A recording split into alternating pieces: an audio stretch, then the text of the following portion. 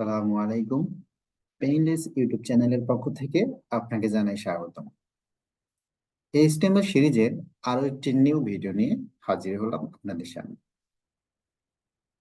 আমরা প্রিভিয়াস ভিডিওতে এখানে একটা ফাইল ক্রিয়েট করছিলাম index.html। ওই ফাইলে আমরা কাজ করেছি। এখানে যেহেতু অনেক ফাইল হবে, তাই আমরা এই ফাইলটাকে কাট করে আমরা আমাদের অন্য একটা ড্রাইভে নিয়ে যাব। আমরা ডি ড্রাইভে নিয়ে যাই। এখানে একটা ফাইলের ফোল্ডারের নাম দেই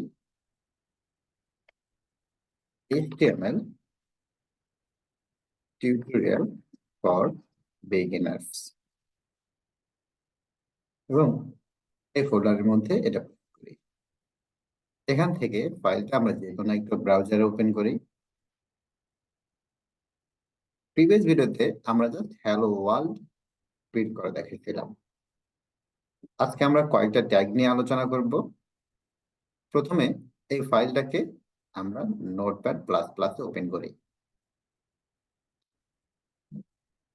এরকম ছিল আমাদের আগের ভিডিওতে। এখানে লিখছিলাম হ্যালো ওয়ার্ল্ড। আজকে কিছু ট্যাগ লিখবো। এখানে বডিতে আমরা জাস্ট হ্যালো ওয়ার্ল্ড লিখছিলাম। আমরা আজকে শিখবো কয়েকটা ট্যাগ। তার মধ্যে হচ্ছে পি ট্যাগ। পি ট্যাগ হচ্ছে আমরা যখন ব্রাউজারে ওয়েবসাইটে বিভিন্ন রকমের টেক্সট দেখি, ডিসক্রিপশন আকারে যেসব লেখা দেখি, সেই লেখাগুলো মূলত পি ট্যাগের ভিতরে লেখা হয়। আমি আগেই বলছিলাম ট্যাগ কি। ট্যাগ হচ্ছে ওপেনিং এবং ক্লোজিং ট্যাগ সেম হতে হবে। তো আমি যদি এখন পি ট্যাগ লিখি, তাহলে বডির মধ্যে পি ট্যাগ দিলাম, পি ট্যাগ ওপেনিং এবং ক্লোজিং পি ট্যাগ দিলাম। আমাদের যে হ্যালো ওয়ার্ল্ড টেক্সটটা ছিল, টেক্সটটা আমরা ট্যাগের মধ্যে পেস্ট করি, করে সেভ করি। আমরা ব্রাউজারে এসে দেখি, এটা রিফ্রেশ করি, এরকম কোনো চেঞ্জ নাই। নর্মালি হচ্ছে ওয়েবসাইটের বিভিন্ন ডিসক্রিপশন, বিভিন্ন যে নর্মালি ডাটাগুলো দেখা যায়, সেগুলো হচ্ছে ট্যাগে লেখা হয়। আমরা আজকে আরেকটা ট্যাগ দেখব, সেটা হচ্ছে টাইটেল ট্যাগ। টাইটেল ট্যাগ কি করে?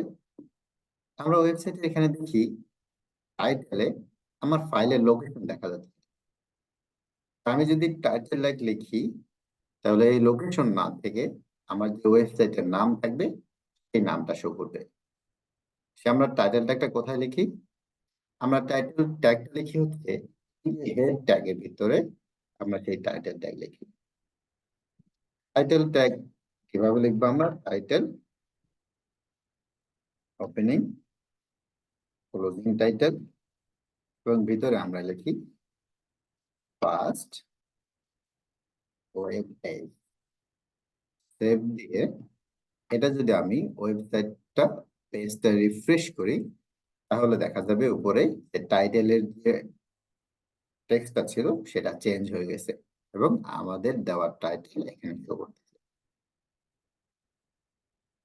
ওকে, আমরা এখন যে ট্যাগ দেখবো সেটা হচ্ছে হেডিং ট্যাগ। বিভিন্ন ওয়েবসাইটে আমরা দেখি বড় বড় করে লেখা কিছু টেক্সট দেখা যায়, যেটা হেডিং শিরোনাম হিসেবে থাকে। সেই টেক্সট গুলো এইচ দিয়ে লেখা হয়।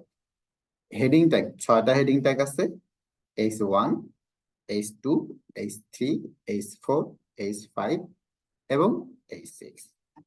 তাহলে আমরা যদি হেডিং ট্যাগ লিখি H1 ওপেনিং ক্লোজিং, এখানে বললাম this is হেডিং 1। তারপরে আমরা H2 দেখি। আচ্ছা, H1 এটা একটু ব্রাউজারে দেখে আসি কেমন দেখা যাচ্ছে। রিফ্রেশ করলে এটা বড় করে হেডিং দেখা যাচ্ছে, মানে এটা একটা হেডিং ট্যাগ। H1 দিয়ে লেখা হয়। H2 যদি আমার এর থেকে ছোট হেডিং এর দরকার হয়, তাহলে আমরা লিখবো H2, তার থেকে ছোট হলে H3, তার থেকে ছোট হলে H4, এভাবে 6 পর্যন্ত আছে, আমরা 6 পর্যন্ত লিখতে পারি। তাহলে এর ভিতরে আমি লিখি this is হেডিং 2, এটাকে কপি করে আমরা আরো একটা লিখি, দিস ইজ হেডিং 3, এখানে 3 বসিয়ে দেই, এখানে 3,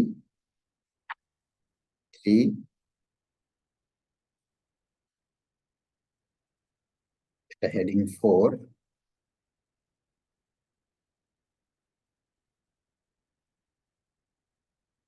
হেডিং 5, কপি করে পেস্ট করি,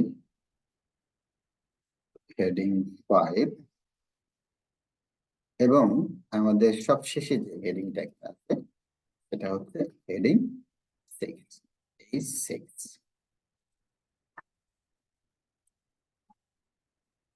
আমরা পেজটা সেভ দিয়ে ব্রাউজার যদি রিফ্রেশ করি তাহলে দেখব heading 2, heading 3, heading 4, heading 5, heading 6।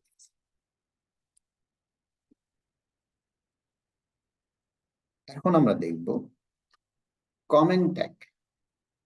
Comment tag মানে আমি এর ভিতরে যদি কমেন্ট ট্যাগের ভিতরে আমি যেটা যেটা লিখবো সেগুলো শুধু আমার এইখানেই দেখা যাবে, ব্রাউজারে শো করবে না।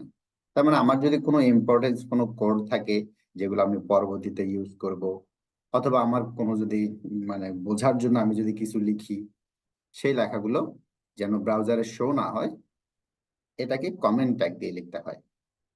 তাহলে এইচটিএমএল এর ক্ষেত্রে কমেন্ট ট্যাগ কিভাবে দেয়? আমরা লিখি গ্রেটার লেস দ্যান চিহ্ন, এক্সক্লেমেটরি চিহ্ন, হাইফেন হাইফেন দিয়ে আমরা এর ভিতরে লিখি comment, this is comments. Comment ট্যাগের এটা হচ্ছে ওপেনিং কমেন্ট, এবং আমাকে ক্লোজিং কমেন্ট ট্যাগ দিতে হবে। ক্লোজিং হচ্ছে hyphen hyphen capital. Page save দিই, সেভ দিয়ে ব্রাউজারে যদি আমরা রিফ্রেশ করি তাহলে কমেন্ট ট্যাগের ভিতরে যে জিনিসগুলো লিখছিলাম এখানে কোনো শো করেনি।